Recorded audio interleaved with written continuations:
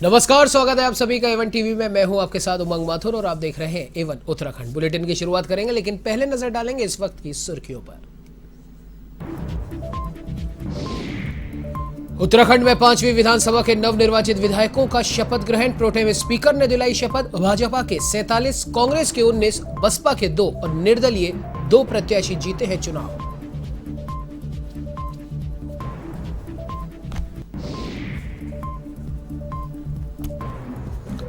उत्तराखंड में किसके सर सजेगा ताज, राजनाथ सिंह करेंगे नाम का ऐलान। शाम को भाजपा विधायक मंडल दल की बैठक में किया जाएगा मंथन।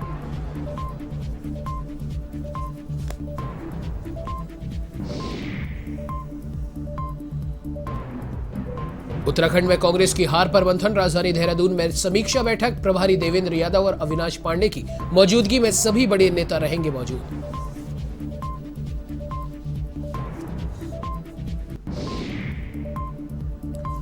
बद्रीनाथ से कांग्रेस विधायक राजेंद्र भंडारी ने शपथ के बाद ईवीएम पर उठाए सवाल। कहा, देश में ईवीएम से नहीं होने चाहिए चुनाव, बैलेट पेपर से चुनाव कराने की मांग।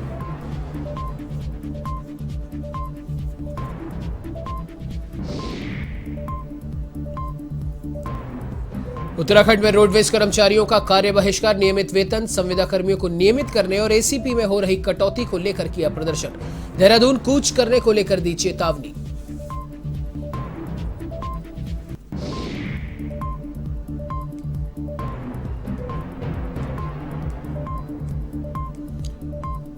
चलिए बुलेटिन की शुरुआत करते हैं विस्तार से। आपको बता दें कि चीन में एक बड़ा विमान हादसा हुआ है। चीन का बोइंग 737 एयरक्राफ्ट क्रैश हो गया है। हादसे के वक्त बोइंग 737 में कुल 133 यात्री सवार थे। हादसे में कितने लोग बचे या कितनों की जान गई, फिलहाल इसकी जानकारी सामने नहीं आई है। आपको बता दें कि न्यूज एजेंसीज के मुताबिक China eastern passenger jet south west China के वुझोउ सिटी में क्रैश हुआ। रेस्क्यू टीम को मौके पर रवाना कर दिया गया, तो वही इसकी वजह से वहां पहाड़ों में भी आग की लपटें दिखाई दी।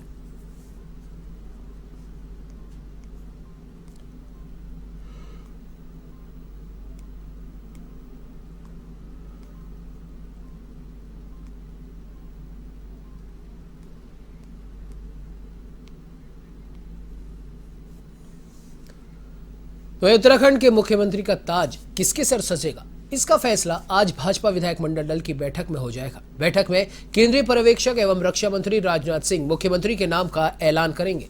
बता दें कि विधानसभा चुनाव में 2/3 बहुमत हासिल करने वाली भाजपा में कई दिनों से मुख्यमंत्री पद को लेकर चल रहा सस्पेंस आज खत्म हो सकता है। बैठक में भाग लेने के लिए केंद्रीय रक्षा मंत्री राजनाथ सिंह, विदेश राज्य मंत्री मीनाक्षी लेखी, प्रदेश प्रभारी दुष्यंत गौतम देहरादून पहुंचे। इसके अलावा चुनाव प्रभारी प्रहलाद जोशी समेत प्रदेश के सभी राज्यसभा व लोकसभा सांसद और नवनिर्वाचित विधायक इस बैठक में भाग लेंगे।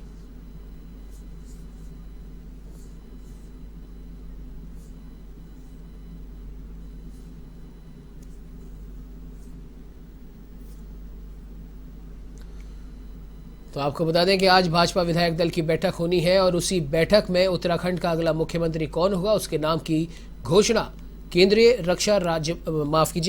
रक्षा मंत्री राजनाथ सिंह करेंगे। आपको बता दें कि इस बैठक में न सिर्फ राजनाथ सिंह बल्कि मीनाक्षी जोशी और उत्तराखंड से जीत कराए भाजपा के तमाम विधायक, लोकसभा सांसद, राज्यसभा सांसद भी इस बैठक में हिस्सा लेंगे और अगले मुख्यमंत्री के नाम पर मंथन किया जाएगा और उसके बाद में राजनाथ सिंह अगला मुख्यमंत्री कौन होगा उसके नाम की घोषणा करेंगे। आपको बता दें कि चुनाव में जीतने के बाद से ही अभी तक उत्तराखंड का अगला मुख्यमंत्री कौन होगा, इसी पर मंथन बीजेपी आला कमान में लगातार जारी है, जिसका आज खात्मा हो सकता है और आज मुख्यमंत्री के नाम का ऐलान संभव है।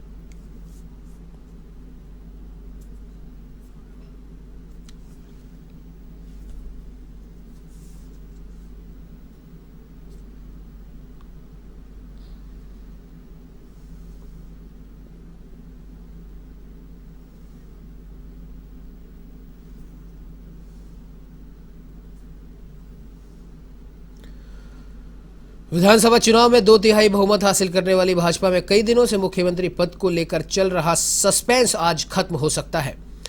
आपको बता दें कि अगर मुख्यमंत्री के चेहरों की अगर बात करें तो जो शुरुआती 3 चेहरे चल रहे हैं, पुष्कर सिंह धामी, रमेश पोखरियाल निशंक, अनिल बलूनी, सतपाल महाराज और महिला कि अगर हम बात करें तो रितु खंडूरी का नाम सबसे प्रमुख तौर पर चल रहा है। तो वही कांग्रेस के तिलकराज बेहड़ को छोड़कर उत्तराखंड की 5वीं विधानसभा के नवनिर्वाचित विधायकों को प्रोटेम स्पीकर बंशीधर भगत ने शपथ दिलाई। नवनिर्वाचित विधायक अनुपमा रावत ने सबसे पहले शपथ ली और तिलकराज बेहड़ किसी कारणवश शपथ ग्रहण समारोह में पहुंच नहीं पाए। विधायक रितु खंडूरी और सतपाल महाराज ने संस्कृत और किशोर उपाध्याय ने गढ़वाली में शपथ ली। इससे पूर्व राज्यपाल लेफ्टिनेंट जनरल गुरमीत सिंह ने बंशीधर भगत को प्रोटेम स्पीकर पद की शपथ दिलाई। आपको बता दें कि विधानसभा चुनाव में इस बार भाजपा के 47, कांग्रेस के 19, बसपा के 2 और निर्दलीय 2 प्रत्याशी चुनाव जीतकर आए। महाराज राजेश्वरी की शपथ लेने कि मैं विधि द्वारा स्थापित ग्रहण करने वाला हूं, उसके कर्तव्यों का श्रद्धापूर्वक निर्वहन करूंगा। बधाई।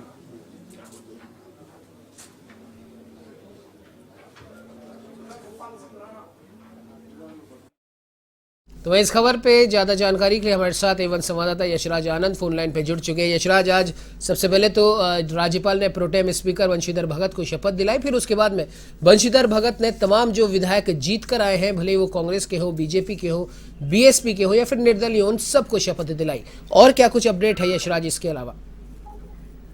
बिल्कुल, काफी लंबे समय के बाद आज विधानसभा में शपथ दिलाया गया और जितने भी 70 उम्मीदवार हैं, 70 विधायक हैं, सभी को आज शपथ दिलाया गया। मैं बता रहा हूँ, प्रोटेस्टेंट विधायक स्पीकर ने शपथ दिलवाया। सबसे बड़ी बात है कि प्रोटेस्टेंट स्पीकर बंशीधर भगत ने विधायकों को शपथ दिलाया और शपथ समारोह के बाद जब सभी ने अपनी अपनी बातों को रखा तो उनमें से राजेंद्र भंडारी जो कांग्रेस के हैं, उन्होंने ईवीएम पर बड़े सवाल खड़ा किए। और दूसरी सबसे बड़ी बात यह है कि इस बार कुल 6 विधायकों ने संस्कृत में शपथ ली, जिनमें रितु खंडूरी, प्रमोद नयनवाल, प्रेमचंद्र अग्रवाल, भरत चौधरी, गोपाल राम चंद्रा और सतपाल महाराज शामिल हैं। जी उमन। बिल्कुल, और सबसे बड़ी बात यशराज इसमें ये भी देखने वाली है कि उत्तराखंड विधानसभा की अगर हम बात करें तो करीब 2 दशक के बाद सत्ता परिवर्तन का ये मिथक टूटा है कि 1 साल बीजेपी, 1 साल कांग्रेस। क्या कहना चाहेंगे?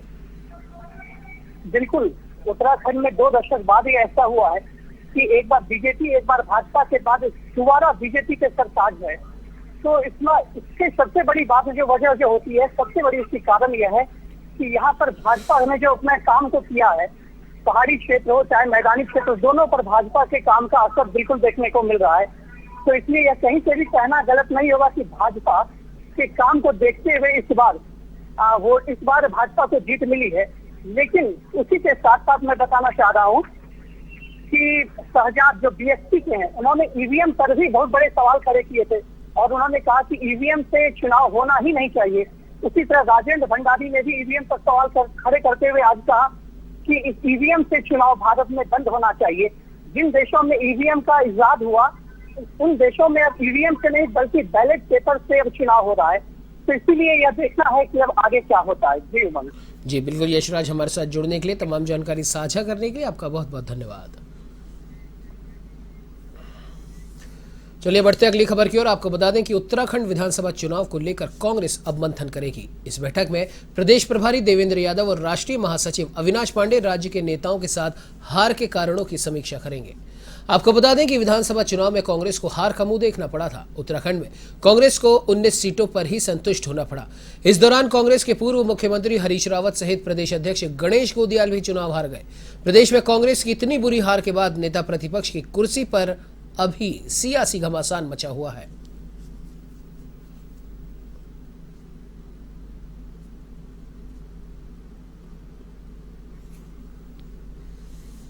तो उत्तराखंड कांग्रेस प्रदेश महासचिव संजीव चौधरी ने उपराष्ट्रपति नायडू द्वारा दिए गए भगवाकरण के बयान का विरोध किया और कहा कि उपराष्ट्रपति एम वेंकैया नायडू द्वारा जिस प्रकार का बयान भगवाकरण को लेकर दिया गया वो निंदनीय है।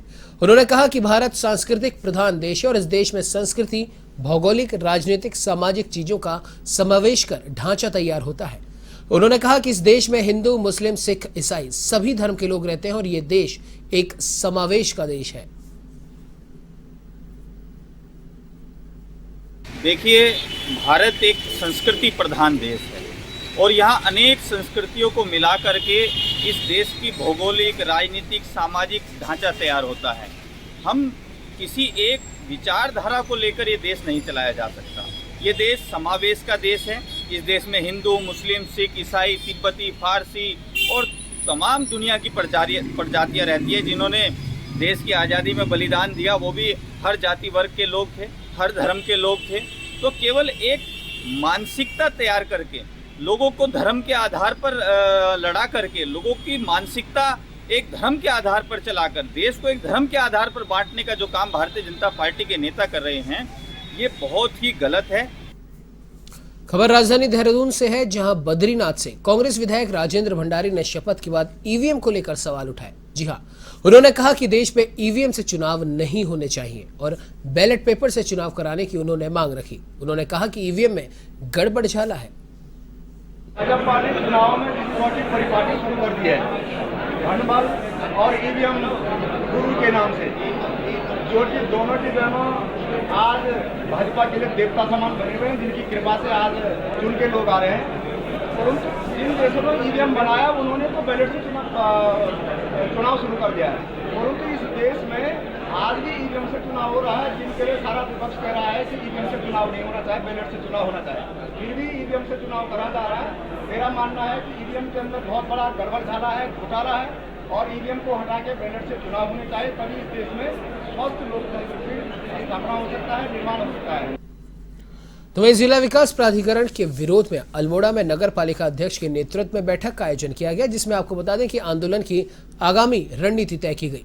नगर पालिका अध्यक्ष और सर्वदलीय संघर्ष समिति के संयोजक प्रकाश जोशी ने जिला विकास प्राधिकरण को पहाड़ों पर थोपने का आरोप लगाया। नगर पालिका अध्यक्ष ने कहा कि राज्य सरकार ने जिला विकास प्राधिकरण को स्थगित करने का फैसला भी लिया है, बावजूद इसके नगर पालिका को नक्शे पास करने का हक वापस नहीं दिया गया। मांग है कि नगर क्षेत्र में सब जगह नगर निकायों को ही नक्शा पास करने का अधिकार मिलना चाहिए, क्योंकि संविधान के तहत भी और जो नगर पालिका अधिनियम 1916 है उसके तहत भी नगर क्षेत्र में भवन मानचित्र स्वीकृत करने का अधिकार नगर निकायों को ही है। तो इसलिए हम इस बात को सरकार के समक्ष रखेंगे। खबर उत्तराखंड की पौड़ी से है, जहां आपको बता दें कि श्रीनगर में अतिक्रमणकारियों के हौसले काफी बुलंद हैं। श्रीनगर से लेकर श्रीकोट, पराग डेरी और उफलड़ा तक अतिक्रमणकारियों ने सरकारी जमीन पर कब्जा करना शुरू कर दिया है। तो वहीं अतिक्रमणकारियों ने सरकारी जमीन पर कच्चे और पक्के निर्माण कार्य भी शुरू कर दिए और कहने वाली बात यह है कि प्रशासन इन अतिक्रमणकारियों पर कोई कार्रवाई नहीं कर रहा। तो वहीं लगातार हो रहे अतिक्रमण के कारण बारिश के मौसम में बड़ी अनहोनी का डर अब बढ़ गया है। विभागीय अधिकारियों को निर्देश दिया गया है कि सरकारी संपत्ति जो विभाग के पास होती है उस पर कोई अतिक्रमण नहीं होना चाहिए। उसके लिए संबंधित विभागीय अधिकारी जिम्मेदार होंगे। उसके लिए हम लोग सभी विभागीय अधिकारियों को अपने अपनी परिसंपत्तियों की निरीक्षण वार्षिक रूप से करने का निर्देश दिया है और अपने परिसंपत्ति पंजिका में उसका उल्लेख नियमित रूप से करने का निर्देश दिया है। भ्रमण के दौरान उनको निर्देश दिया जाता है कि आप अपने भ्रमण पंजिका में भी उसका उल्लेख करें कितना परिसंपत्ति मौजूद है। बढ़ते अगली खबर की ओर आपको बता दें कि कोट द्वार में एक ट्रक अनियंत्रित होकर एक पेड़ से टकरा गया, जिसमें चालक गंभीर रूप से घायल हो गया और ट्रक में ही फंस गया। सूचना मिलने पर स्थानीय पुलिस और एसडीआरएफ की टीम मौके पर पहुंची और कड़ी मशक्कत के बाद ट्रक चालक को बाहर निकाला गया और अस्पताल में भर्ती किया गया।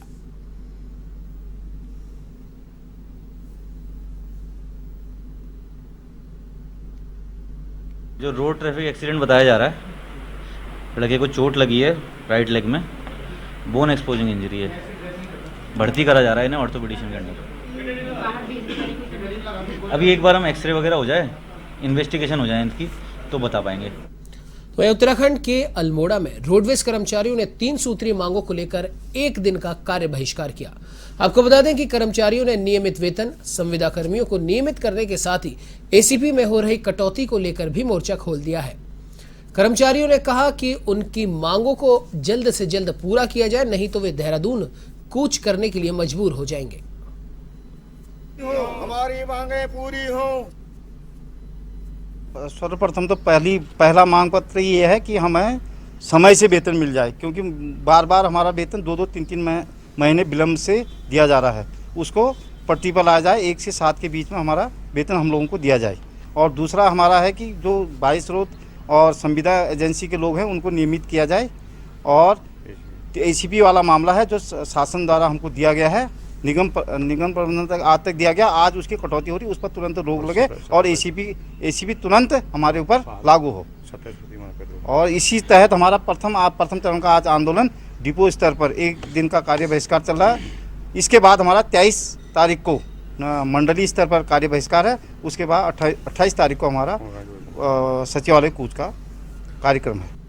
चलिए बढ़ते अगली खबर की ओर। आपको बता दें कि ऋषिकेश लॉयंस क्लब रॉयल की ओर से जरूरतमंद लोगों के लिए 5 रुपए में भोजन उपलब्ध कराने की योजना शुरू की, जिसका शुभारंभ नगर निगम की मेयर अनीता ममगाई और क्लब के सदस्यों ने किया।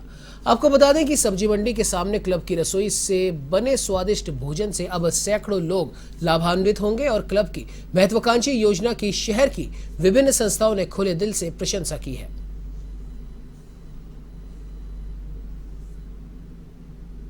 उद्देश्य तो हमारा ये है कि हम लोगों को फ्री में, ज़रूरतमंद लोगों को हम फ्री में खिलाएं, लेकिन हमारा उद्देश्य साथ में ये भी है कि हम किसी के मन में ठेस ना पहुंचे कि वो फ्री खाना खा रहा है, चाहे वो क्या पैसे की तंगी है, कमी है, वो 5 रुपये दे के भी खाएगा, उसको लगेगा मैंने पैसे दे के खाया। तो उद्देश्य हमारा ये है कि वो न्यूनतम शुल्क में हम किसी भी निर्धन व्यक्ति को खाना खिलाएं। और महंगाई के चरम तो ये है कि महंगाई तो हमेशा बढ़नी है, लेकिन हमारा उद्देश्य लगभग फ्री के भाव, फ्री नहीं, क्योंकि हम चाह रहे हैं किसी भी व्यक्ति के मन में ठेस ना पहुंचे, तो फ्री नहीं लेकिन फ्री के भाव हम यहाँ पे खाना खिला रहे हैं। और 5 रुपये लेने का उद्देश्य है किसी को ये ना लगे कि मैं फ्री खाया, उसमें पैसे दे के खाया। और लायंस क्लब ऋषिकेश रॉयल जो है वो समय समय पे इस तरह के कार्य करता रहता है। लायंस क्लब ऋषिकेश रॉयल की मेरा ये जब मैंने कार्यभार संभाला था तो एक ड्रीम प्रोजेक्ट था कि मैं 5 रुपये में एक भोजन सेवा शुरू करूं। और लायंस क्लब ऋषिकेश रॉयल जब मैंने अपने सदस्यों के सामने ये एक योजना रखी तो सभी का सहयोग इसमें मिला मेरे को। इसमें हम सभी कार्यक्रम के जो अपने जो हमारे क्लब के सदस्य हैं और कार्यक्रम संयोजक हैं, श्री छावड़ा जी, नवीश अग्रवाल जी और मेरे सभी सदस्य अन्य सभी का सहयोग हमें मिला। तो बाजपुर में संयुक्त मोर्चा के आह्वान पर भारतीय किसान यूनियन से जुड़े किसानों ने राष्ट्रपति के नाम ज्ञापन SDM कार्यालय में सौंपा। इस दौरान आपको बता दें कि उन्होंने केंद्र सरकार पर वादाखिलाफी का आरोप भी लगाया और साथ ही किसानों ने राष्ट्रपति से उनकी मांगों को पूरा करने के लिए ज्ञापन सौंपा है। बता दें कि किसान आंदोलन के बाद केंद्र सरकार ने किसानों की मांगों को पूरा करने का आश्वासन दिया था, लेकिन किसानों की मांग पूरी न होने पर किसानों में अब खासा आक्रोश बना हुआ है। ये आज पूरे देश भर में संयुक्त किसान मोर्चा के आह्वान पर सरकार को याद दिलाया जा रहा है कि जो उन्होंने वादा किया था किसान आंदोलन जब ख़त्म किया था कि जो मुकदमे हैं देश भर में वो वापस लिए जाएंगे किसान आंदोलन के, उन मुकदमों को अभी तक वापस नहीं लिया गया है। MSP पर गारंटी के संबंध में कमेटी बनाने का एक वादा था, उसको भी अभी तक पूरा नहीं किया गया है। उसके साथ जितने भी अन्य विषय थे उनमें किसी पर भी अभी तक संतोषजनक कार्रवाई सरकार ने नहीं की है। तो उन सारे विषयों को लेकर के आज महामहिम राष्ट्रपति महोदय को संयुक्त किसान मोर्चा के आह्वान पर ज्ञापन भेजा गया है। इस बुलेटिन में फिलहाल इतना ही। देश प्रदेश की तमाम बड़ी खबरों की जानकारी के लिए आप बने रहिए हमारे साथ और देखते रहिए A1 TV।